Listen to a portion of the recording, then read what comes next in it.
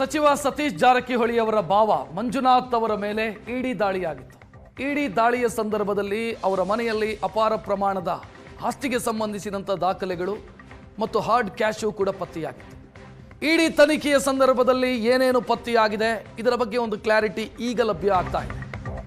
ಅಬಕಾರಿ ಇಲಾಖೆಯ ಹೆಚ್ಚುವರಿ ಆಯುಕ್ತ ಮಂಜುನಾಥ್ರಿಂದ 13.3 ಕೋಟಿಯಷ್ಟು ಜಪ್ತಿ ಮಾಡಿಕೊಳ್ಳಲಾಗಿದೆ.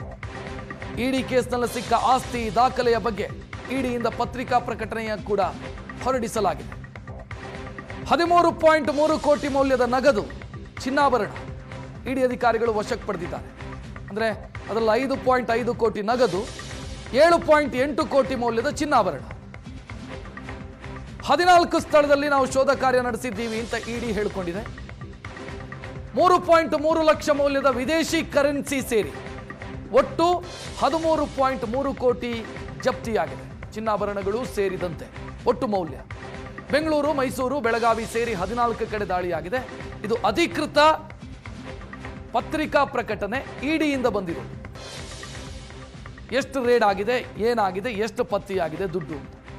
ಸುಮಾರು 5.5 ಕೋಟಿಯಷ್ಟು ಕ್ಯಾಶು, ನಂತರ ಚಿನ್ನಾಭರಣಗಳು, ವಜ್ರಾಭರಣಗಳು, ಬೆಳ್ಳಿಯ ವಸ್ತುಗಳು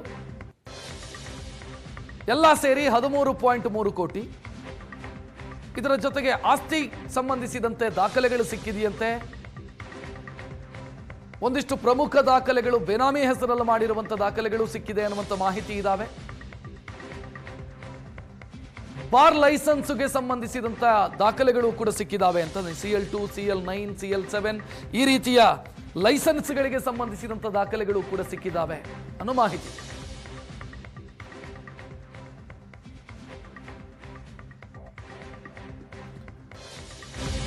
ಇಡಿ ದಾಳಿಗೆ ಸಂಬಂಧಿಸಿದಂತೆ ಸಿಕ್ಕಿರುವಂತ ಮಾಹಿತಿಯಲ್ಲಿ ಇನ್ನೊಂದು ಬಹಳ ಪ್ರಮುಖವಾದಂತ ವಿಚಾರ ಇದೆ.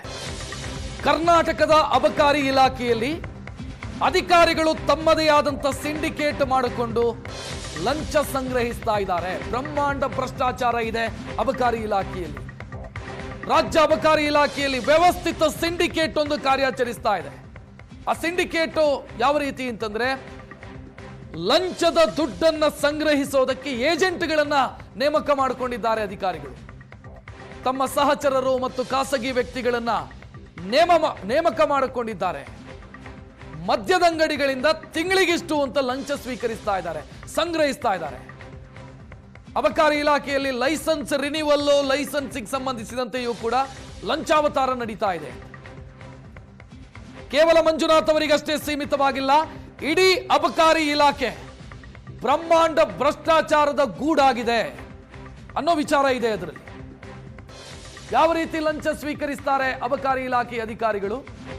ಲಂಚ ಸ್ವೀಕರಿಸೋದಕ್ಕೆ ತಮ್ಮದೇ ಆದಂತಹ ಸಿಂಡಿಕೇಟ್ ಅನ್ನು ರಚಿಸಿಕೊಂಡಿದ್ದಾರೆ.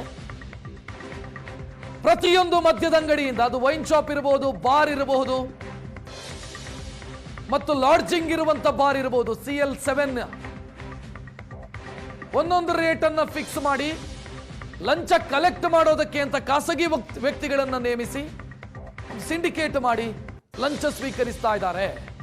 ರಾಜ್ಯದ ಅಬಕಾರಿ ಇಲಾಖೆಯಲ್ಲಿ ಲಂಚದ ದುಡ್ಡನ್ನ ಬೇರೆ ಬೇರೆ ಕಡೆ ಹೂಡಿಕೆ ಮಾಡ್ತಾ ಇದ್ದಾರೆ, ಬೇರೆ ಬೇರೆ ಕಡೆ ವರ್ಗಾವಣೆ ಮಾಡ್ತಾ ಇದ್ದಾರೆ. ಕುಟುಂಬದವರ ಹೆಸರಲ್ಲಿ ಲೈಸೆನ್ಸ್ ಪಡೆದು ಬಾರ್ ನಡೆಸ್ತಾ ಇದ್ದಾರೆ ಅಧಿಕಾರಿಗಳು. ಇದು ಇಡಿ ತನಿಖೆಯಲ್ಲಿ ಗೊತ್ತಾಗಿರುವಂತ ವಿವರ. ಕೆಲ ಲೈಸೆನ್ಸ್ಗಳು ಅಧಿಕಾರಿಗಳ ಕುಟುಂಬ ಸದಸ್ಯರ ಹೆಸರಿನಲ್ಲಿದ್ದಾವೆ. ಇದೆಲ್ಲವೂ ಕೂಡ ಇಡಿ ತನಿಖೆಯಲ್ಲಿ ಗೊತ್ತಾಗಿರುವಂತ ಸತ್ಯ. ವಿವಿಧ ಅಬಕಾರಿ ಅಂಗಡಿಗಳಿಂದ, ಅಂದ್ರೆ ಮದ್ಯದ ಅಂಗಡಿಗಳಿಂದ ಲಂಚ ಸ್ವೀಕರಿಸೋದಕ್ಕೆ ತಮ್ಮದೇ ಆದಂತ ಸಿಂಡಿಕೇಟ್ ಅನ್ನು ರಚಿಸಿದ್ದಾರೆ. ಈ ತನಿಖೆ ಮಂಜುನಾಥ್ ಅವರಿಗಷ್ಟೇ ಸೀಮಿತವಾಗಿಲ್ಲ, ಇಡೀ ಅಬಕಾರಿ ಇಲಾಖೆ ಬ್ರಹ್ಮಾಂಡ ಭ್ರಷ್ಟಾಚಾರದ ಗೂಡಾಗಿದೆ. ಭ್ರಷ್ಟಾಚಾರಿಗಳ ಪಾಲಿಗೆ ಸಮೃದ್ಧ ಹುಲ್ಲುಗಾವಲು ಅಬಕಾರಿ ಇಲಾಖೆ. ಬೇಕಾದಂಗೆ ಲಂಚ ಸ್ವೀಕರಿಸಿ ತಿಂದು ತೇಗ್ತಾ ಇದ್ದಾರೆ ಅಧಿಕಾರಿಗಳು. ಕಲೆಕ್ಟ್ ಮಾಡಿದಂತ ಲಂಚದ ದುಡ್ಡನ್ನ ಬೇರೆ ಬೇರೆ ಕಡೆ ಹೂಡಿಕೆ ಮಾಡ್ತಾ ಇದ್ದಾರೆ. ಕೆಲ ಲೈಸೆನ್ಸ್ಗಳನ್ನು ತಮ್ಮ ಕುಟುಂಬದವರ ಹೆಸರಲ್ಲಿ ತೆಗೆದುಕೊಂಡಿದ್ದಾರೆ, ಬೇನಾಮಿ ಹೆಸರಲ್ಲಿ ತೆಗೆದುಕೊಂಡಿದ್ದಾರೆ. ಇದೆಲ್ಲವೂ ಕೂಡ ಇಡಿ ತನಿಖೆಯಲ್ಲಿ ಗೊತ್ತಾಗಿರುವಂಥ ವಿಚಾರ.